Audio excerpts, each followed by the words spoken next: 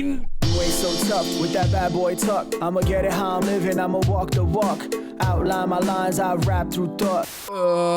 When's it gonna end? Seriously, no game management whatsoever. Crystal Palace won, Chelsea won.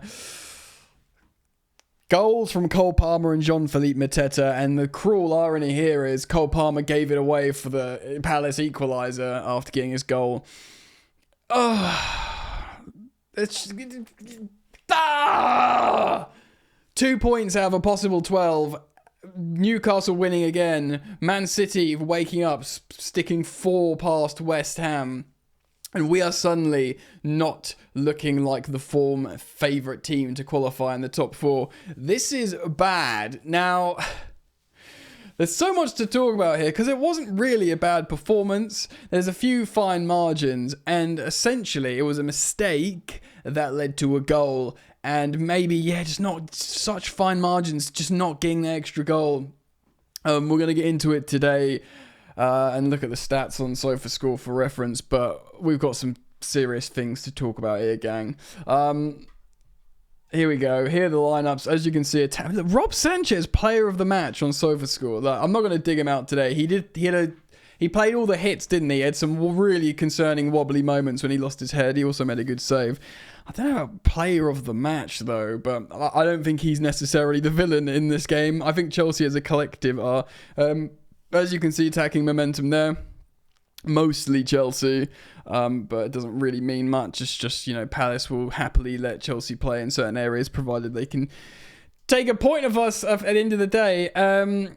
Here we go, guys. It was a 4-2-3-1. It actually seems like a more conventional 4-2-3-1 and no inverting fullbacks. We'll have a look though at the heat maps. Of course, the big headline was Josh Achampong starting next to Levi Colwill, and then Cucurella and Gusto here. Reece James, again, yet to make that appearance off the bench, but I think the Chelsea manager is waiting for a game where we're comfortable, so we can bring him on risk-free. It was very combative at the end of this, but I don't think we're ever going to be comfortable ever again. Enzo Fernandez and Caicedo in the midfield. Fernandez, actually, I'll say it now while I remember, probably lucky to not get sent off. He had a clear dark yellow card booking, and then towards the end, he could have easily got a second yellow for that erratic challenge. Cole Palmer behind Jackson and flanked by Neto and Sancho. Look, this lineup excited people, including myself, because it was no Disassi, and it was Josh Achampong playing centre-back, which is his position, and then obviously Gusto coming in, an actual fullback. Now, let's look at we'll talk about the game management stuff, guys, and all this in a moment, but I just want to look at the heat maps. Okay, so Gusto, very much. Let's get Cucurella up as well. There you go. This was no inverting fullbacks. That is a left back and a right back. I said it on my Instagram early doors. I was like, I don't think there's any inversion here. I think there's just fullbacks in a 4-2-3-1 where Cole Palmer is a proper number 10 where he can go where he wants. Let's have a look. There you go. He's not playing in any pocket there.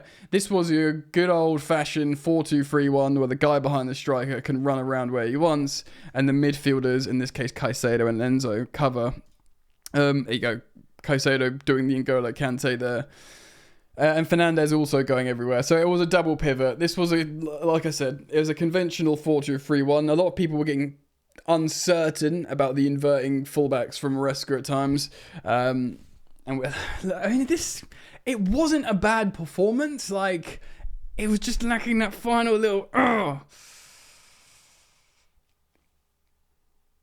Palace have got good players, guys. All right, they've got that's a good trio of centre backs, including Mark Guehi, who I thought was ignore the scores. I don't think Josh Achampong was our worst player, and I think Guehi was pretty good as well.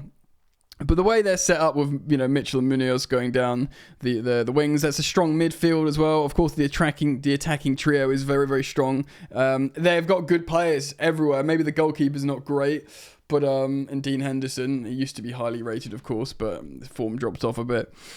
But they've got a good team, and it's away from home. They've obviously had mixed results. Palace, they got slapped up 5-1 by Arsenal recently, so It's difficult because they won't play the same. They played a certain way in that game with tactics that they thought would work. It didn't work. They've obviously played differently here. I want to speak about the individual half stats, because looking here on the left hand side of the screen, Chelsea had nearly 1 XG in the first half, of course, scoring a goal, and 0.11 for Palace. We had 9 shots. And it's relatively dominant, much more possession. And the second half, I'm expecting this to be much more even. Well, there you go. I mean, they were better in the second half. 2 big chances to our 0. We'll speak about players and passes and strikers and stuff in just a moment. But yeah, you're looking at the table there. Chelsea we are 4th, yeah. And, Forest, yeah. Forest have got a game in hand on us, and they can go 4 points clear should they win that. So now suddenly we're looking over our shoulders at Newcastle and Man City, who both look like form sides all of a sudden, and we don't, because we've taken 2 points out of 12 against Everton, Fulham, Ipswich and Crystal Palace. Wow. I mean, the blip was I said we'd face adversity when it was going well, and we're not gonna win the title. We will face adversity, and how we react. Easy for me to say, to said adversity, and we looked okay. I think. Do you know what I mean? Like it was exciting to see Joshua Champong. Of course, this huge thing with the subs. Cole Palmer, look, in the 14th minute, right? This goal, it was sold me dreams, guys. Because Jadon Sancho was amazing. And it was a great finish from Palmer. But it was that amazing dummy from Sancho where he's feeling himself, expressing himself. He does some amazing work after the dummy on the left wing to assist Palmer. It was a great goal from Chelsea. And you're thinking, right, best way, a score early, an amazing piece of skill like that. Feel good vibes. It's Champong's here, and no Disassi, and we're feeling good, and everything's going to be all right. And Reece James is on the bench. Hopefully, if we're winning 2-0 with 5 minutes to go, he can come on and ease him back in. All this kind of stuff. None of that came to pass, of course. And and they get their goal in the 82nd minute. It was a mistake from Cole Palmer for the turnover, and that's leaving us out of position, and it goes out to the left flank to Eze, who plays in Mateta far post, who just dominates and finishes. He's obviously started scoring again, Mateta, and Guiu comes on, Madueke comes on. I like the substitutions from Maresca. Of course, he was criticised before Ipswich, the game, for not making substitutions. I like both the substitutions. Guiu, because lots of us want to see him given a chance as a striker, and all of us are disillusioned with Nkunku as a striker. I don't want to speak for everyone, but a lot of people are. So that's very exciting and correct. Suddenly, Maresca's looking pretty good for many Chelsea fans. He's obviously looks good this whole season. But after a tricky spell, making the call to put Josh in, bringing in Mark Guiu, and it's like positive vibes. Do you know what I mean? It feels good. And to be honest, Noni Madueke came on. So the first thing you're thinking, well, him and Neto's going to move over to the left, like we've seen him play a few times this season. And Noni's going to play on the right. No, he brings Noni on, and Noni plays solely as a left winger. Obviously, I guess to put crosses in for Mark, maybe, as a conventional striker. But Noni did a lot of stuff right, I think. He didn't look completely out of place. He tracked back well. He did a nice couple of glancing headers. But let's talk about player performances here, guys, because Sanchez, apparently he's the player of the match. Okay, so, go him.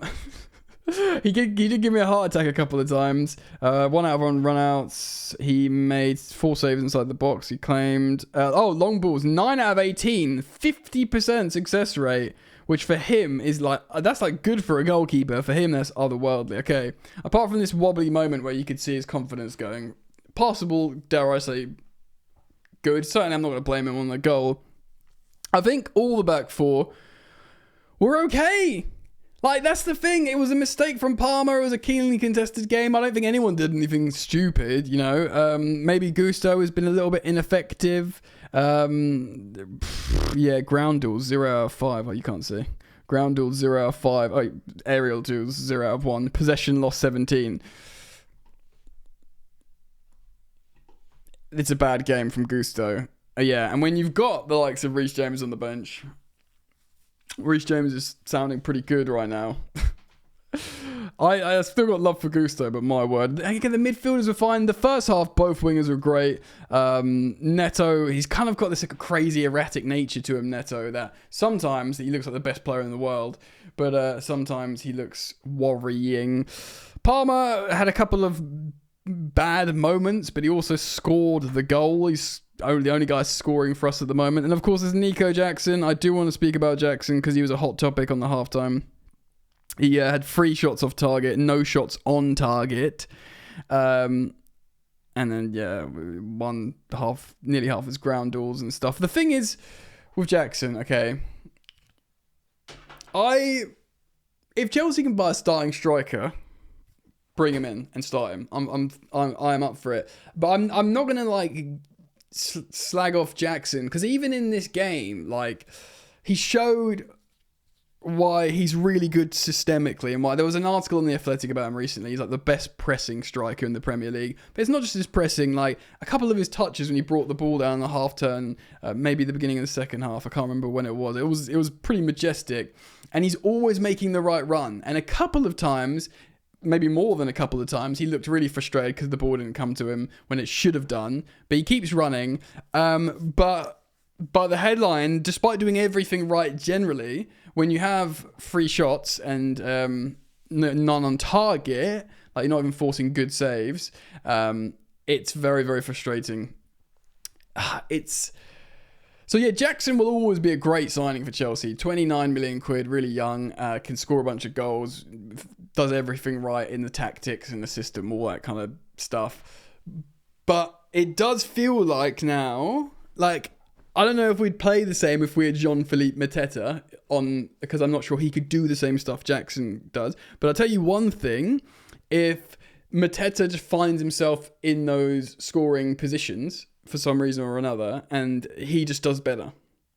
Jean-Philippe Mateta, he will do better. Or maybe it's a little bit harsher on Jackson because he has scored a few goals, but it feels like that. Do you know what I mean? It feels like that at the moment. That's what it feels like.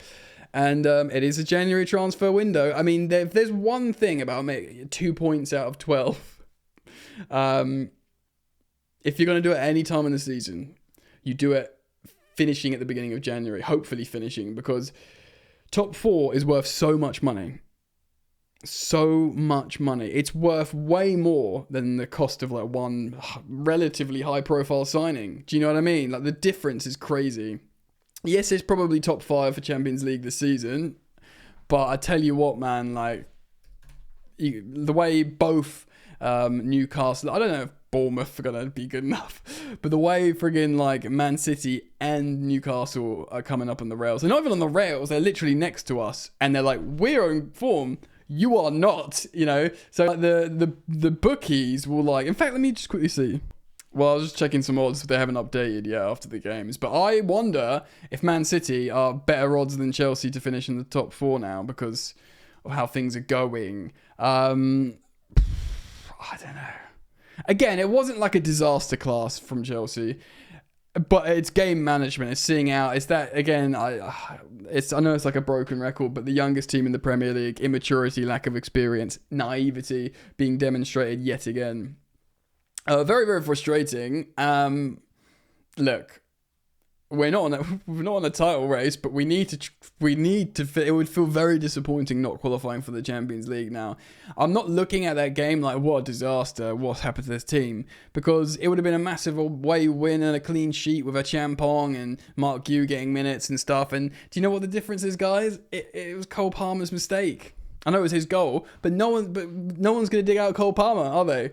And why should they? Because he's like a friggin' god. He's been god mode for like the last God knows how long, 18 plus months for Chelsea. So you're not going to dig him out. And he's allowed to do one mistake every now and again. But it's just, really in this game, it was the difference from 3 points and a clean sheet and finding a bit of form again and game management, because they're probably feeling the pressure now, these young players. Anyway. Leave it up to you guys. Let me know what you think. Leave your thoughts down in the comment section below. Very disappointing, of course. We go again. There's quite a few games in January. Let's hope we can get some positive form back. Alright guys, thank you as always for supporting the channel, and I'll see you back here soon, hopefully. Peace.